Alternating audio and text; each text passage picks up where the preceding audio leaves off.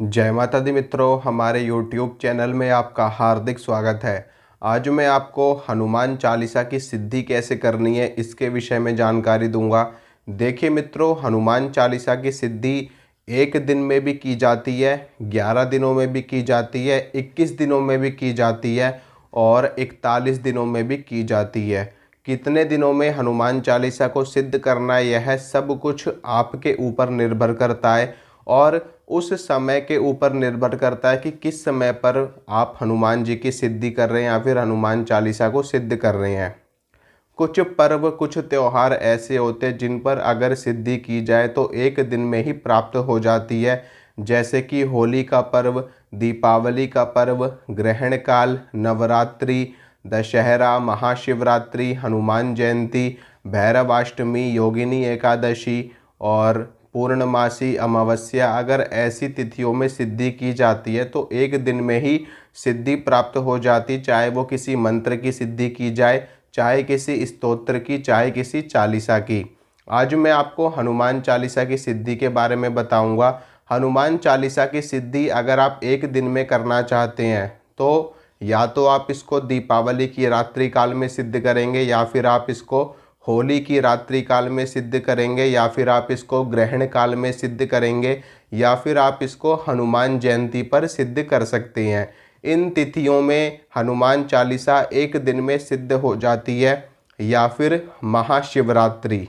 ठीक है, इसके अलावा कोई भी ऐसा दिन नहीं है कि जिसमें आप हनुमान चालीसा को एक दिन में सिद्ध कर पाएँ। ठीक है, इसके अलावा अगर आप इन दिनों में हनुमान चालीसा को सिद्ध नहीं कर पाते हैं तो आप अन्य दिनों में भी हनुमान चालीसा को सिद्ध कर सकते हो।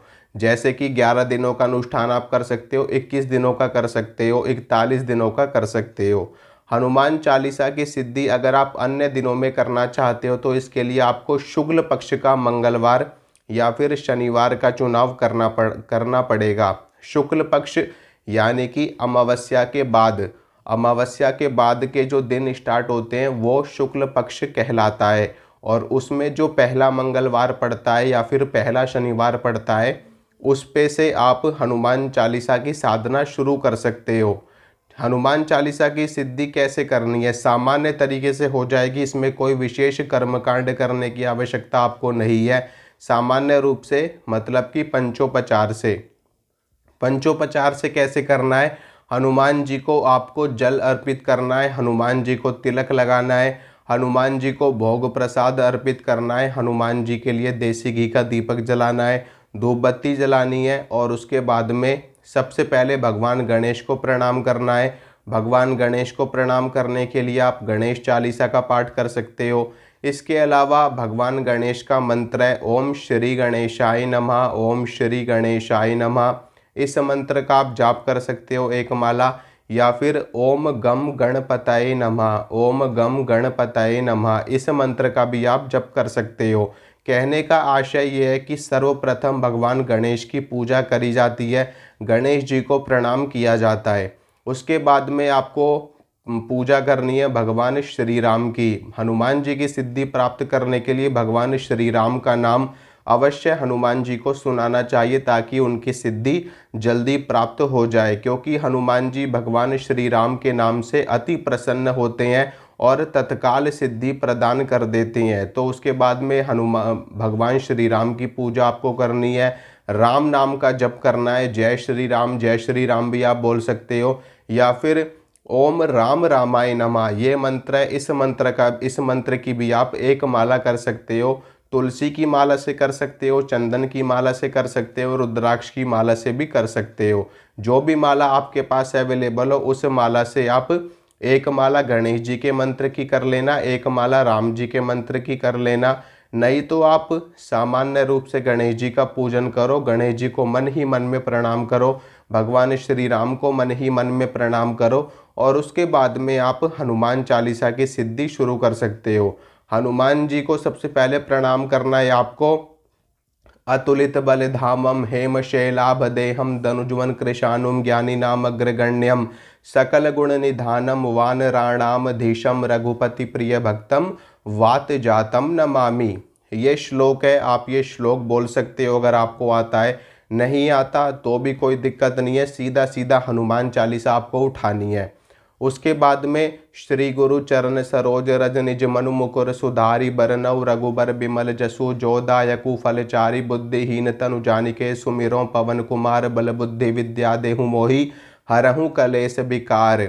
इस प्रकार से आपको हनुमान चालीसा शुरू कर देनी है। आप ओम लगा करके भी हनुमान चालीसा का पाठ कर सकते हो और बिना ओम लगाए भी हनुमान चालीसा का पाठ कर सकते हो। हनुमान चालीसा के पूरे 100 पाठ आपको करने हैं। 100 पाठ करने पे हनुमान चालीसा सिद्ध हो जाती है। आप 100 पाठ भी कर सकते हो और आप 108 पाठ भी कर सकते हो। 108 की एक पुनरावृत्ति होती है, अगर आप 108 कर लेंगे तो अति उत्तम, नहीं तो 100 पाठ पे भी हनुमान चालीसा सिद्ध हो जाती है। जब आप हनुमान चालीसा को सिद्ध कर लोगे तो उसके बाद नियमित रूप से एक पाठ आपको रोज करना है, ताकि हनुमान चालीसा की सिद्धि बरकरार रहे, बनी रहे। हनुमान चालीसा अगर आप सिद्ध कर लेते हो तो इसके अनेक लाभ हैं। ठीक है, सिद्धि एक, लाभ अनेक। हनुमान चालीसा को अगर आप सिद्ध कर लेते तो आपके जीवन में भूत प्रेत बाधा कभी नहीं होगी। हनुमान चालीसा का नियमित पाठ करने से आपके शत्रु आपके ऊपर हावी नहीं हो पाएंगे।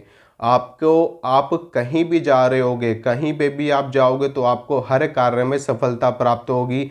हनुमान जी की शक्ति अद्भुत है, अपार है, आप सभी लोग जानते ही हैं हनुमान जी के विषय में।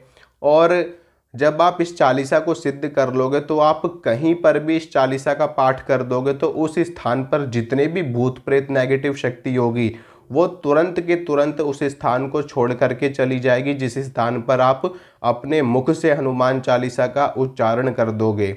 हनुमान चालीसा में बहुत ही जबरदस्त शक्ति होती है। अगर आप इसको सिद्ध कर लेते हैं तो इस पाठ से आपके सारे काम बनेंगे।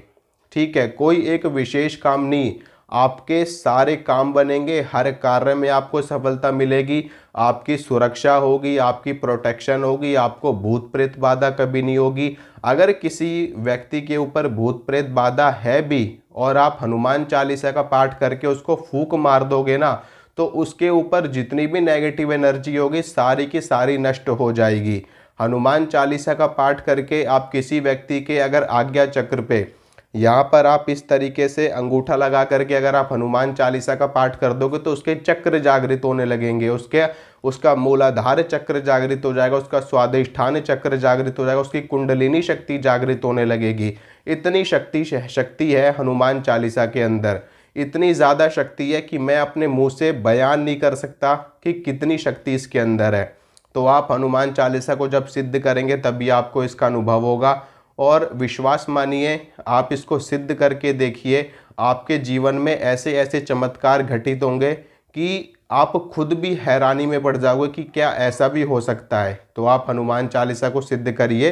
1 दिन का विधान करना है तो 1 दिन का करिए, अगर 11 दिन का करना है तो 11 दिन का करिए, 21 का करना है तो 21 का करिए। 1 दिन में भी आपको 100 पाठ या 108 पाठ करने पड़ेंगे।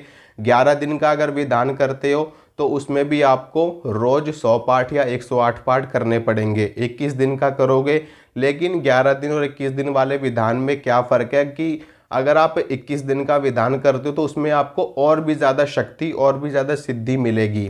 ठीक है, अगर आप 41 दिन वाला करते हो तो उसमें 41 दिन के हिसाब से आपको शक्ति और सिद्धि प्राप्त होगी।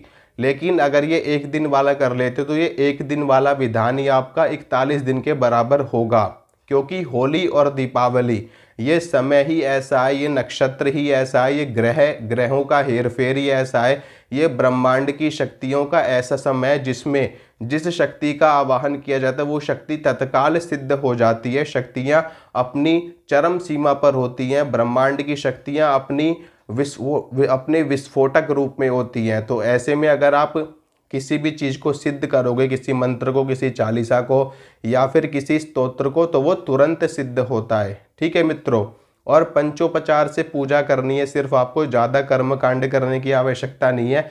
नॉर्मल जैसे सामान्य पूजन किया जाता है किसी भी देवी का या किसी भी देवता का उसी प्रकार से आपको इसमें हनुमान जी की पूजा करनी है। तो आशा करता हूँ मित्रों जो जानकारी मैंने आपको दी आपको समझ में आई होगी, आपको अच्छी लगी होगी। अगर मेरे द्वारा दी गई जानकारी आपको अच्छी लगती है तो वीडियो को लाइक कीजिए, वीडियो को शेयर कीजिए और इस चैनल को सब्सक्राइब कीजिए ताकि मैं जो भी वीडियो डालूँ उसकी नोटिफिकेशन आपको तुरंत मिल सके। मिलूंगा आपसे अगली वीडियो में, तब तक के लिए जय माता रानी की।